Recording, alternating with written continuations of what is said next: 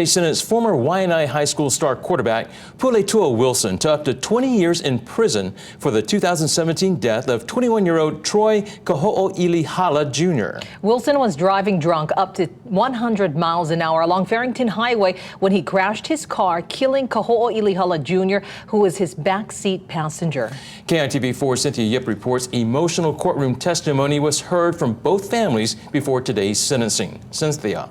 That's right, Leigh and Rick. Prior to the judge handing down the sentence, both families spoke and said they are still grieving over the accident from years ago. In 2017, Puletua Wilson was driving drunk and speeding along Farrington Highway when he crashed his car, killing his friend Troy Kaho'oilihala. Today, the families of both young men shared emotional testimony before the sentencing. He's gone. He's gone. We cannot see him laugh, play his jokes, his hugs. He's gone. And everybody just think about the living and move on, move on. How can you move on? It's so hard. We cannot even find closure to even start healing. I'm sorry for their loss.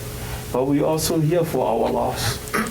Because whatever said today is gonna hurt our family deeply. Because I'm proud of my son. He's a sole provider for his family. He worked hard. He has a beautiful family growing up. On July 28th, a jury found the 29-year-old Wilson guilty of manslaughter, a Class A felony, which carries a maximum sentence of 20 years or probation.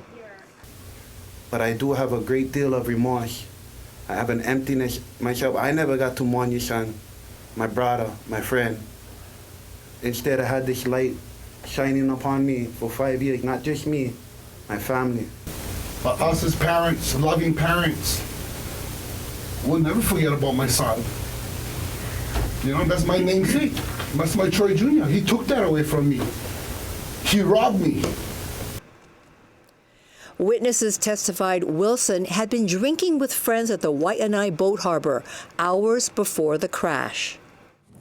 Prosecutor Steve Alm today issued a statement saying that he was pleased with the judge's sentence for Wilson.